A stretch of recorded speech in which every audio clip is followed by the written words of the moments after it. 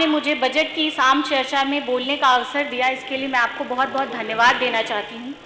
सबसे पहले मैं परम पूज्य बाबा साहब के चरणों में और श्रद्धेय नेताजी के चरणों में पुष्प अर्पित करना चाहती हूँ और इस यहाँ पर बैठे सभी माननीय सदस्यों को मैं सादर प्रणाम करती हूँ। न खाता न बही है, जो तुम बोलो वही है, न्यूज़ ये छप रही है, सब कुछ बिल्कुल सही है, मगर मेरे शहर के हैं सवाल कई, मेरे शहर के हैं सवाल कई।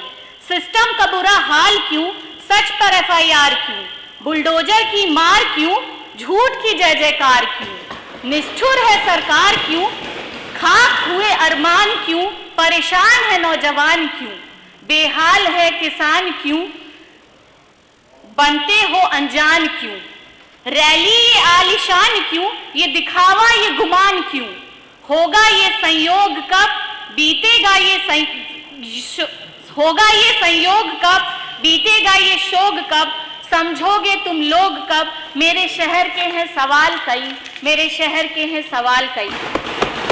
मान्यवर, मुझे तो ये सिस्टम ही नहीं समझ में आता कि यहाँ पर जब हम लोग उपस्थित होते हैं तो इतने बड़े बड़े बजट पेश किए जाते हैं और जब हम अपनी विधानसभाओं में जाते हैं और कुछ भी किसी भी विभाग में काम करने की बात करते हैं तो ना बजट रहता है ना कुछ, चाहे वो PWD विभाग हो, चाहे बिजली विभाग हो, चाहे स्वास्थ्य विभाग हो।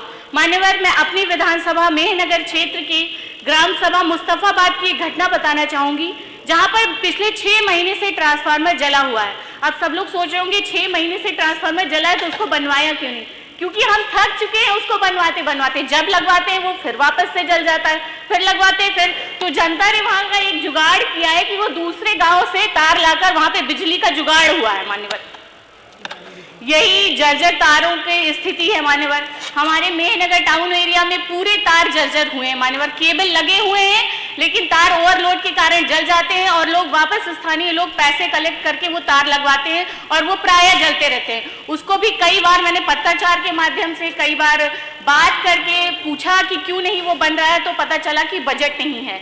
यही विद्युतीकरण, मान्यवर, आज के युग में जो सेल्फ क्लेम्ड अमृत काल है उसमें मान्यवर हमारे यहाँ अभी भी ग्राम सभा अयाई का एक राजघाट है, मान्यवर शमशान घाट है, वहाँ पर अभी तक विद्युतीकरण नहीं हुआ। एक बार मैं मान्यवर वहाँ पे गई, मृत्यु हो गई थी, रात में गई घाट पे, वहाँ पे लाइट ही नहीं थी। लोगों ने मुझसे कहा कि विधायक जी लाइट लगवा दीजिए। मैंने कहा मैं बिल्कुल लगवा दूंगी। अगले दिन आते ही मैंने कहा कि वहाँ पे लाइट लग जाए, तो पता चला वहाँ पे विद्युतीकरण ही नहीं है अभी। ग्राम सभा, यही ग्राम सभा बड़िया राजभर बस्ती में भी अभी तक विद्युतीकरण नहीं हुआ है। ग्राम सभा हथौड़ी के प्राथमिक विद्यालय पर भी विद्युतीकरण नहीं हुआ है। मान्यवर, यही हाल PWD विभाग का भी है। मान्यवर, हमारे क्षेत्र में चिरैया कोट से बनारस जाने वाला एक मुख्य मार्ग है जो आजमगढ़, वाराणसी और गाजीपुर को जोड़ता है, वो रासेपुर तितिरा मार्ग। मान्यवर, उसकी मैंने पहले भी सेशन में जिक्र किया था कि उसका बनना अति आवश्यक है।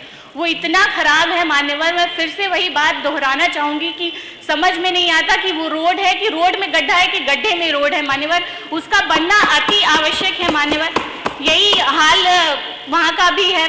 गड्ढा मुक्त सड़कों के लिए भी यही कहा जाता है मान्यवर की बजट नहीं है। ठुटिया से दामा संपर्क मार्ग, सपनहर रुद्रपुर संपर्क मार्ग, रस्तीपुर संपर्क मार्ग, कोटेला मंगरावा संपर्क मार्ग, कितनी और लंबी लिस्ट है मान्यवर, मैं कितनी पढ़ूं कि सब में गड्ढे युक्त सारी रोडें हैं, पर उनको गड्ढा मुक्त करने के लिए सरकार के पास बजट नहीं है, सरकार बताती है। मान्यवर, एक बात मैं और पूछना चाहूँगी कि जिले में कोई भी अप्रिय घटना हो जाती है, आपके माध्यम से इस सदन को मैं पूछना चाहूँगी एक्चुअली कि जिले में कोई भी अप्रिय घटना हो जाती है तो उसके लिए जिलाधिकारी को ही हम जिम्मेदार, एक रिस्पॉन्सिबल पर्सन ठहराते हैं।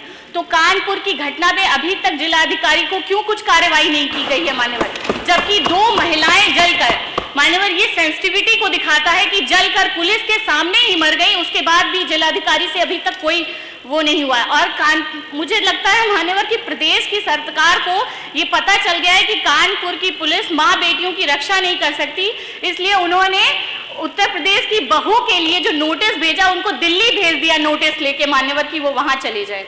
यही नौजवानों का हाल है मान्यवर, बेरोजगारी इतनी चरम पे है मान्यवर कि युवा अपने भविष्य के बारे में कुछ सोच भी नहीं पा रहा है। आज मान्यवर मैं जिस क्षेत्र से आती हूँ, पूर्वांचल के क्षेत्र से, वहाँ इलाहाबाद में 8x8 के कमरों में अपनी युवावस्था का सबसे संघर्षपूर्ण युवा इंतजार कर रहा है अपना संघर्ष करके कि वैकेंसी कब आएगी। वैकेंसी तो आती नहीं है, जितनी भी आती है उसके पर्चे लीक हो जाते हैं। पर्चे लीक हो, अगर एकाध आ भी गई और परीक्षाएं हो भी गई तो उसको भी न्यायालय में घसीट लिया जाता है। युवा अपना भविष्य कहाँ देखे मान्यवर? मुझे लगता है ये सरकार पेपर लीक के मामले में भी नंबर 1 पे ही होगी। मान्यवर, मैं इस सदन के माध्यम से शिक्षा प्रेरकों के भुगतान की बात भी कहती हूँ। मान्यवर, 1 लाख से ज्यादा पूरे प्रदेश में शिक्षा प्रेरक हैं जिनकी अभी भुगतान नहीं हो पाए हैं, जिसमें से 70% महिलाएं हैं। मान्यवर, एक घटना और है हमारे आजमगढ़ जिले की। क्रय नीति के अनुसार मान्यवर 28 फरवरी तक जितने भी किसान धान बिक्री के लिए जाते हैं वो क्रय केंद्र उनको लेते हैं अपनी बिक्री के लिए, मगर मान्यवर जिला आजमगढ़ में बिना किसी अग्रिम सूचना के 25 जनवरी को ही पीसीएफ ने पोर्टल बंद कर दिया है। लगभग 600 किसानों की खरीद मान्यवर सरकारी समिति यानी पीसीएफ के ऑनलाइन पोर्टल पर दर्ज होने से रह गई है, जिसकी वजह से उनका भुगतान नहीं हो पा रहा है। मान्यवर, जिस दिन 20 फरवरी को जब महामहिम अपना अभिभाषण पढ़ रही थी तब हमारी मेहनगर तहसील पर किसान जो है वो धरने पे बैठा था और मान्यवर ग्राम सभा कटाई के 60 वर्षीय ओम प्रकाश सिंह ने आत्मदाह का भी प्रयास किया था। मान्यवर, और ना यूरिया मिल रहा है ना डाई मिल रहा है, ये किसानों की स्थिति है। एक बात मैं और बोलना चाहूंगी कि ये सेल्फ क्लेम्ड देशभक्त समाजवादियों को देश की बात बताते हैं। हम वो समाजवादी हैं जिसने इस देश के लिए, इस राष्ट्र के लिए कमजोर, मजलूमों, दलितों, पिछड़ों, शोषितों, वंचितों के अधिकारों की आवाज बुलंद करने का काम किया है।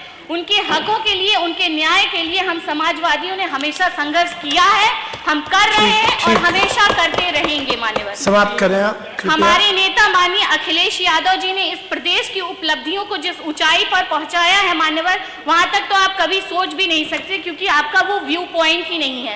क्या किया है समाजवादियों ने? एक्सप्रेसवे किसने दिया? समाजवादियों ने। मेट्रो किसने दिया? समाजवादियों ने। वुमेन हेल्पलाइन 1090 समाजवादियों ने। पुलिस व्यवस्था को सुदृढ़ किसने बनाया? डायल 100 से समाजवादियों ने। संक्षिप्त करें। डायल 108 एम्बुलेंस की सुविधा किसने दी? समाजवादियों ने।